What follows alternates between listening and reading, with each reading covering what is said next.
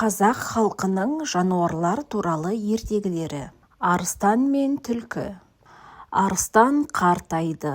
Аңдарды бұрынғысындай аулай алмайтын болды. Енді аңдарды айламен аулағысы келді.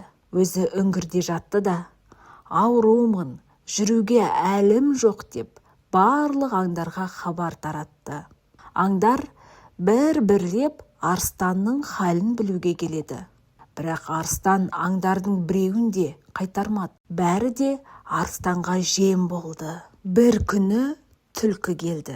Ол үңгірден алысырақ тұрды да, халіңіз қалай тақсыр деп көңілін сұрады. Халім нашар, неге жақынырақ келмейсің? Берірек кел, түлкіжан. Бір азырақ сөйлесейік, деді арыстан. Сонда түлкі: мен саған жақын барар едім-ау, бірақ саған кірген із бар да, шыққан із жоқ деп жүріп кетіпті.